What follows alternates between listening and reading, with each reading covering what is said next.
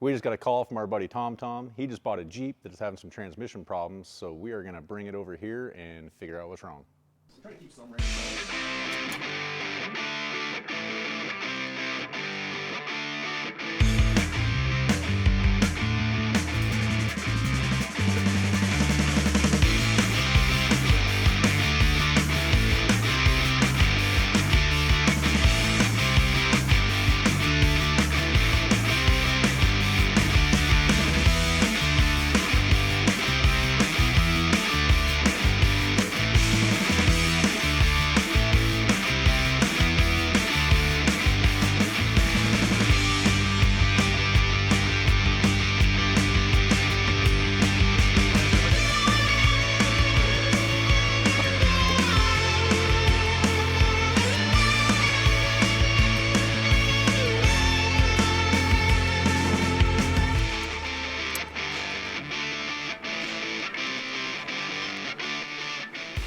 Do is run a scan test, and hopefully that'll show us some easy things we might be able to fix. The actual governor pressure is 35.9 psi. That should be in third gear, not first.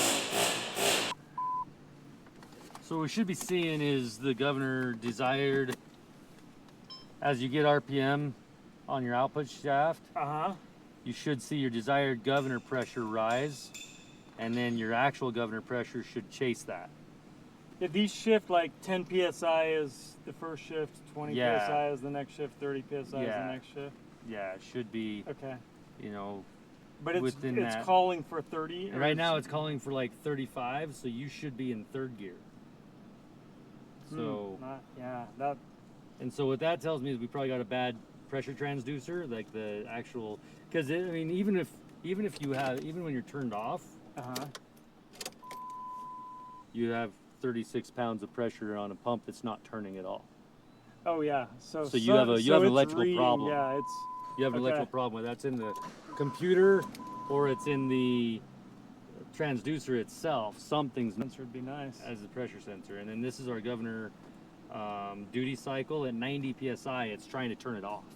It's trying to turn it as far off as it can. So when that goes to zero, like if that was turned off or if you unplugged it, you're gonna have really high pressure. You know, all your pressure is gonna be high, and all your, you know, it's gonna be in third gear, because it's a 3-speed transmission with a fourth gear. That's electric. Is electric. Right? Okay. And so when the pressure's high, you're in third gear. Okay.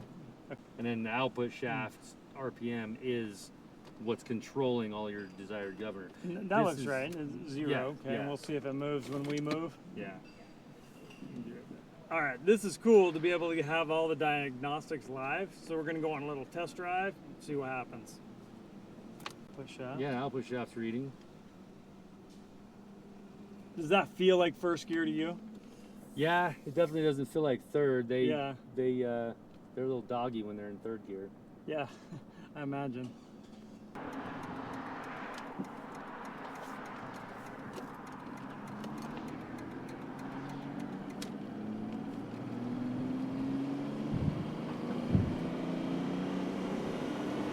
So even when it's commanding over that one, it's not doing anything. So it's not.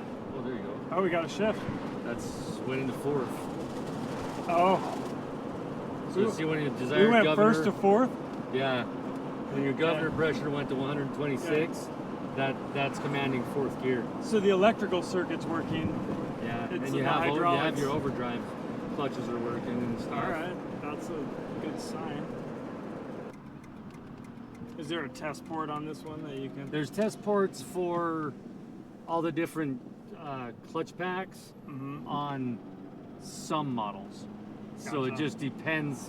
I'd have to have it in the air and see if it's got, I mean, most of the time they have a lube, a TCC test port, an overdrive test port, and a band test port, but they don't always have the direct and the input. Every test clutch ports. pack doesn't have its own. Yeah, they're all a little different. 'Cause that's first gear.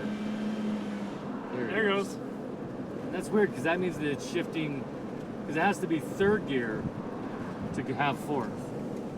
It has to overdrive third gear, so that means that it's actually forcing it into that third gear position and then applying the full overdrives.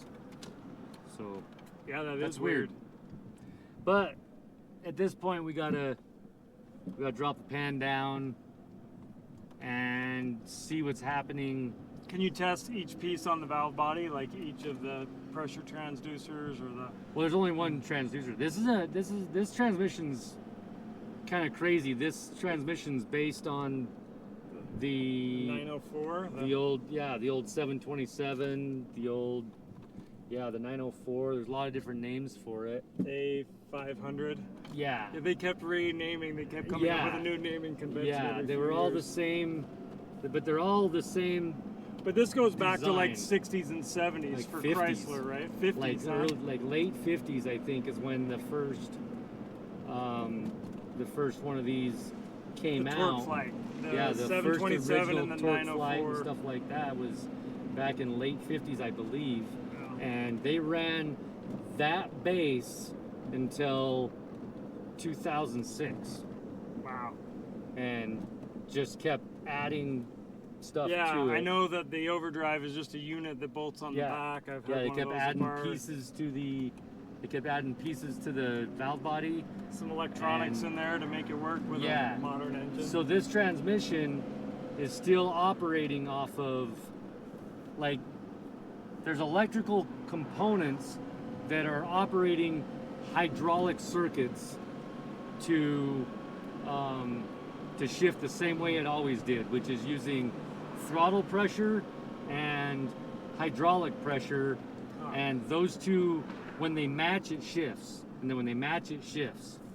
And now they're using a governor solenoid to Just do that operate same the thing. governor circuit, and a governor transducer to monitor the governor circuit, and an output shaft speed sensor to control where that point needs to be to shift. So this is kind of a hybrid between these old Between transmissions electronic that were and hydraulic. yeah. Okay. But not really. It's still just a hydraulic transmission. It's just a hydraulic transmission. It's not electrically controlled, in the sense that like a modern transmission. yeah, is, like a the new like 10 the speed. later version, the Yeah. RFEs, Yeah. like they were actually operated. They're operated by solenoids and all that stuff. So the fact that the gears are there, that's very promising, because that tells me It might not that need a most full likely we can get the electronics working properly, and we can have a transmission that's Okay. shifting the way it's supposed to. So you could probably repair it by dropping the pan, pulling the valve body, Yeah. and Yeah, replacing we got to some do a parts. couple more tests, but we have to do those tests inside the unit. Gotcha. And so once All right. we have that, then we can make a game plan of where we're gonna go. But also, when you get the pan down, you can see how much damage is inside of it. Oh yeah, that'll tell you Because if if you you got have a bunch of clutch debris, material. you might have to go through it anyway. Okay. So- So this is a good sign, but we'll know more once we get the pan off and can take a look at the valve body. Yeah.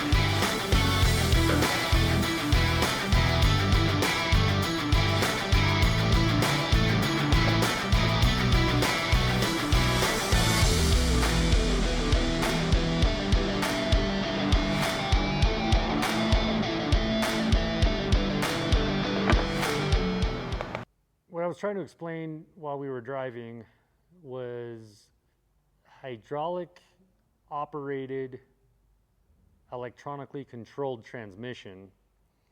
The way that that works, you have to go back to what we were talking about with this transmission coming out in the 50s and getting changed to electronic controls in the 90s. And back pre-electronic controls, you had a governor that would turn with driveline RPM, that would move valves, change pressures, gear shift. The way that a governor worked, in a governor controlled transmission, you have throttle pressure that comes down the line, goes up against some valves, and you have centrifugal force from the driveline turning that's operating the governor. Those two pressures work with each other. If you have really heavy throttle, the driveline speed needs to be going faster, hence heavy throttle, later shift. Light throttle, earlier shift. So when the driveline speed is slower, what happens is you have throttle pressure that comes, and then when your governor pressure matches, you get a shift. So if your governor pressure is way up here, or your throttle pressure is way up here, then your governor pressure needs to come all the way up there to match to shift. That's the way a governor transmission works. This transmission is still that. They just use electronics to run all of this stuff. When they got rid of the governor, they took a speed sensor, a computer, and a governor solenoid and monitored the governor solenoid with a pressure transducer, which is a fancy way of just saying a pressure sensor. And the problem that this Jeep was having is the pressure sensor was stuck at 35 PSI. Car on or off, pressure in the transmission or not, it was reading 35 PSI. What we did to test that was we took the pan down, pulled this part off, had the key on in the car with the scanner still hooked up, and blew air inside of that, and it didn't change. We disconnected it, and it went to 0. That tells me that this was bad. So we took a new transducer, plugged it on, the reading was still 0, we blew air in it, and it was reading shop air. So at that point, we've tested the system, and we know that it's capable of reading correctly. So at that point, we put it all back together and drove the vehicle, and it shifted normally.